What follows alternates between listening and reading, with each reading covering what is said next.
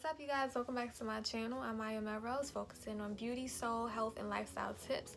Today, I'm going to be talking about something very important. Our flowers, our yoni, how do you pronounce it?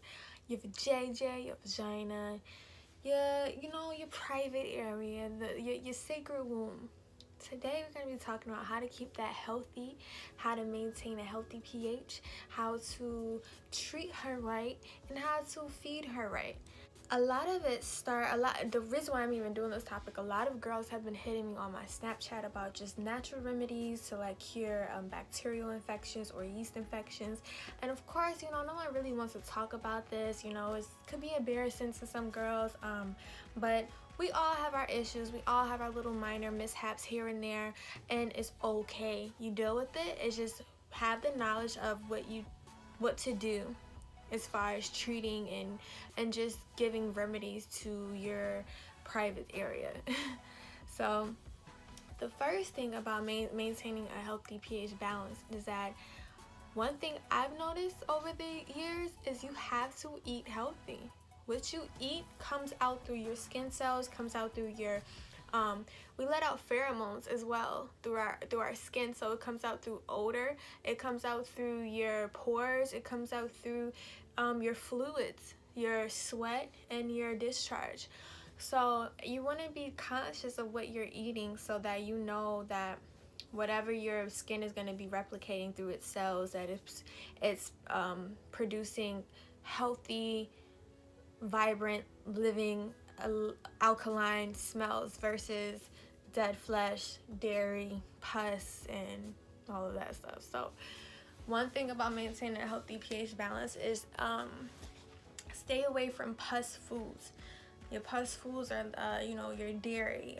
It changes the bacteria in your vagina. It also changes just your discharge. It also changes your odor, your pH balance, everything. So you kind of want to stay away from pus foods if you're having any type of yeast infections, bacterial infections, or anything that's going wrong down there that's abnormal.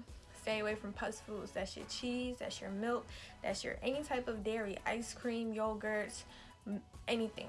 Stay away from that. Another thing is incorporate more fruits and vegetables into your diet.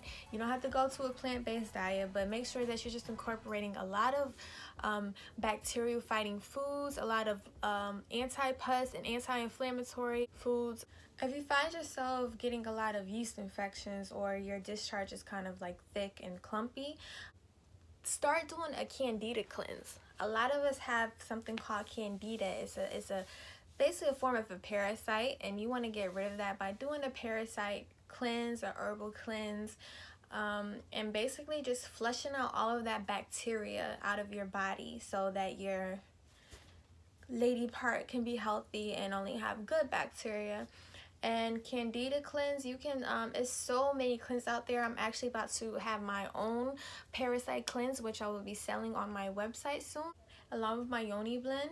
Is basically just a whole bunch of herbs that you kind of create a bath out of. You steam it and you sit over it, and it like does so much good wonders to your vagina and everything. And as far as the parasite cleanse, it gives you way more benefits than just clearing the candida. It's very good for just overall your health, cleaning out your intestines, cleaning out your organs, cleaning out your whole shell, just basically restarting and refreshing everything within your body, and just getting all of viruses, infections, bacteria, anything that's abnormal in your body that's going on. A parasite cleanse will get you back to ground zero and get you back started at a healthy state. So another thing with just keeping a clean vajayjay is letting it breathe. Let your vagina breathe. Think about it, that if something's so dormant all the time in a dark space and it has a lot of moist and wetness and just no room or air to breathe, it's gonna create an odor, it's gonna create bacteria, and it's gonna create just not Good stuff. So you want to let her breathe. Let her breathe by having cotton underwear so that the cotton could absorb air and absorbs moisture versus just letting the moisture sit there. What I like to do, I wear panty liners. Anytime I feel anything on the panty liner, I literally change it, and I literally go through boxes of panty liners. Like, just, it's good to have. It's good to keep as a hygiene method for me. It works perfect for me. I don't like feeling anything on my underwear, like even when it's that time of the month, anything. I don't like any of that. I like to keep it clean, dry, and you know, we know when it's time for it to be moist and wet and all that great shit. But until you're being intimate, you want to keep it very dry, clean, and airflow going through. Start wearing panty liners, start wearing cotton underwear, and when you go to sleep at night, don't wear any underwear at all. To some people, this is very rare and I guess like weird to them, but you gotta accept yourself. You gotta be comfortable with your own body, and if you can't sleep with your own body, then I mean, yeah, no, not judging you over here, but let it breathe, let it out at night, let it just be in its natural flow. Don't wear underwear, and if you're uncomfortable sleeping naked, wear a big t-shirt. Just let it have some airflow so that it's like rejuvenating overnight when you sleep. Another thing is the soaps and fragrances you use. I use nothing but natural soaps. I'm very sensitive down there, so anytime I use any perfume or scented lotions or any soaps that aren't natural, I definitely will have a reaction to it. So it's like, and my body's really pure, so at this point it's like anything that my body reacts to is my body is communicating to me that this product isn't natural, it's not working for you, so let it go. Using natural soaps is healthy. Is make sure that your soaps have ingredients where you can basically almost use it on your eat. Any product I use on my hair, my skin, just any type of products are all natural to the point where you should be able to consume what you put on your body and your skin. If everything has a lot of chemicals and things you cannot pronounce, it's not good for you. It's not good for your skin. It's not good for your vagina. It's not good for your face. It's not good for any parts of you. So eliminate those. Stick to natural soaps. If you have to moisturize, I literally just moisturize with coconut oil, and that's another thing. Coconut oil keeps your pH at a healthy balance. It's a really good antifungal, anti-inflammatory, antibacterial substance. Is really good for you in so many ways, but it's really good for your vagina health. Don't put a lot of scented perfumes and lotions down there. Don't do any type of douching or any type of something where something has to go up in there. I personally don't wear tampons. It's not natural. It's very on the unhealthy side, but that's not for me to judge. For anyone who chooses to wear them, I just like to, I go with the flow and go with nature with everything. And if something's trying to come out, I'm not going to put something in there to stop it up and catch it. I would just let everything come out.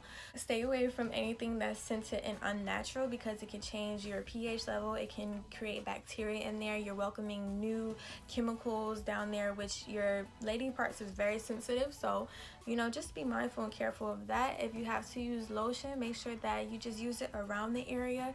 Even when you're washing, you don't need to go all the way in there. Just wash around the area and you're good. And this goes back to healthy eating. When you eat healthy, everything on your body is kind of pretty much healthy. So you're not going to have odors and bacterial infections and yeast infections, because you're eating purely. You're eating life. So like I said, if you really want to change the overall health of your vagina, start with what you are eating. Okay? And also be aware that everyone has a natural smell. It's not supposed to smell like cotton candy and roses and, very heavily scented smells. Every female has their own natural smell, and that's okay. It's natural. It's what it was designed to be there. So don't get rid of it. It's not supposed to smell pungent. It's not supposed to smell fishy or odor. That's when something else is going on. But it's okay to have your own natural smell. As that's how you know everything is straight, everything is good. My yoni smelling delish. Like I said too, you can do type of detoxes. You do the parasite cleanse. You can also do a yoni steam, which I was mentioning earlier, is where you have a whole bunch of different herbs made into a concoction. You steam it and you sit over it, and it basically cleanses your womb and cleanses any type of bacterial, even on like an emotional and spiritual level. This is another thing, ladies, that when we are intimate with men, we store all of their energy, all of their demons, all of their feelings, emotions, good and bad. It's an energy exchange, and that energy stays within our womb. So if you're not cleansing and you're not letting it go through spiritual and energy work and through detoxes, all of that energy is just sitting in your womb. So if you ever had like was intimate with someone and you notice just like your mood and your whole attitude and your whole energy kind of just changed and shifted from what you were used to, it's because you stored that male's energy into your whole womb. So doing yoni steams basically releases all of any built up energy, built up static energy, negative emotions, feelings, just vibes, and then on the physical side, bacteria, yeast, any type of infection. It's a very healthy spiritual kind of remedy, and it's really beautiful. Like I said, I'm about to start selling that on my website, so stay tuned with that. Helping your girls get good. So what you can do as an everyday natural remedy is drink some tea. Raspberry leaf tea is my favorite. It's really, really good for your vagina health. It keeps your pH level good. It keeps just your organs flowing. It keeps you very what's the word?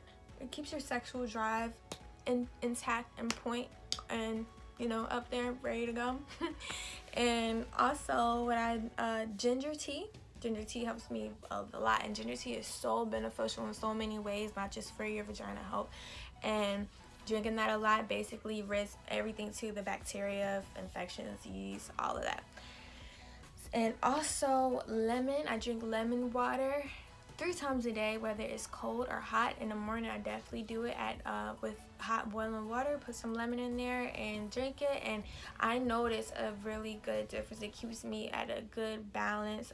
It just helps me overall with like my skin, with my vagina as well. Like, you know, it just keeps everything at a healthy pH level. And yeah, and also this is something kind of iffy. I don't want to really recommend it because some people have bad reactions from it, some people have good reactions from it. But apple cider vinegar, I noticed differences with that, and I personally use it. I personally use it for my skin, my hair. I drink it, and I definitely noticed that it helps my insides with not just my vagina health, but just like overall my whole organs. And but a lot of people say to stay away from that because it's very acidic and it has bacterial and fungus in it. And I don't know. I mean, you know, do what works for you. And honestly, apple cider works for me. I haven't had no bad reaction to it. I do everything in moderation, but it works for me. And I know plenty of females who sometimes, if they're having a bacterial vaginosis infection or anything like that, they put apple cider right on their vagina, and it basically cures the infection and just kind of basically keep you at a healthy pH level. I haven't personally tried it, so I can't recommend. I don't know how it feels or anything like that, but to other females and just doing other research, it does help and work for them. Another thing is antibiotics. If you are using them, just make sure that you are doing that in moderation. Like I said, I'm all with the whole natural wave. I don't really even believe in that because antibiotics, basically, they just, instead of curing whatever virus or infection you have, it just pushes it away. So it's just keeping it dormant versus curing it. My thing, I like to do everything naturally, and I like to cure everything. I don't like to just push something away or put a blanket over it and then it'll come back later and then you got to take more. That defeats the whole purpose of what you're taking it for, right? So a lot of antibiotics basically gets rid of all the good bacteria that you need in your intestines and in your vagina. And when you get rid of the good bacteria helps you fight off infections and viruses and anything that is familiar or foreign into your body, that's what the good bacteria fights off for. So if you're ridding that, anytime you get new bacteria in, you're going to be most likely prone to new infections and viruses and bacterial infections, all of that, nothing good. So you want to make sure that you're having a good, healthy, good bacteria within your body. And this is another thing where it's shaky. Some people say don't take probiotics, some people say do. I personally don't. The one time I did try to do it, I threw it up and it just didn't work for me. So I don't know, to each his own, but that is a recommendation to just doing certain researches, and they say that you can take probiotics to welcome in good bacteria into your body so that you're able to just keep a healthy state. But you know, I just like to think of it as cleansing. Just if you're just cleansing every 3 months and you're just being aware of what you're eating, and you're eating healthy foods that actually flush out your your intestines, and just keeping you healthy with your bowel movements and just making you go regularly, and you're pushing out waste and infections and bacteria and everything that doesn't need to stay in your body, then you're kind of like cleansing yourself every day, so it helps versus you having to welcome in good stuff. So that's pretty much it, you know. Just be aware of what you're feeding yourself, because it's going to come out through your body. Be aware of what you're keeping in that area, you know. Stay away from scented stuff, stay away from anything that's really like unnatural. Just keep a healthy pH, ladies. We can't be out here and not having a good pH and not having a good whole vagina relationship and all that stuff. And be careful who you're being intimate with. Make sure when you're being intimate, you are using protection. My recommendation for protection, to look out for vegan condoms, because condoms are made out of pig skin, and that's why a lot of girls have reactions to it, because you're literally having sex with pig skin. So if you do have to use protection, if you're not in a serious relationship, definitely just check out different alternatives in having that protection. There's definitely alternatives out there if you're allergic to latex or anything like that. And then for the ladies who are in serious relationships and you are having unprotected sex, just make sure that you can't be healthy and your man is not healthy either, because all of his unhealthy toxins and habits and energies, everything is entering you. You're absorbing all of that. So you want to make sure that, you know, whoever you're being intimate with, whoever you're letting inside your womb, that you guys are on a mutual a mutual cohesive synchronicity energy, I guess. Synchronistic energy. You want to make sure that you guys just have, you know, similar lifestyles, similar energies, so it's an even mutual exchange versus someone taking someone's energy and not contributing the same amount or reciprocating the same amount back. So just, you know, be mindful of that. Love yourself. And if you are going through something down there, just know that everything has a cure. Everything has a cure. I don't care what anyone says. Is for every sickness, disease, virus, infection, bacteria, anything, it's an herb out there. Mother Nature created an herb, plants, fruits, and veggies, everything in a natural way to heal you. It's a matter of you taking upon the research, having faith that you can be healed, and just having self-discipline and dedication in order to get you at a healthy state. So if you're suffering with something with a long-term virus, as far as like HIV, AIDS, herpes, any type of just infection that you got from sexually or just anything else, it's a cure out there. Just do the research.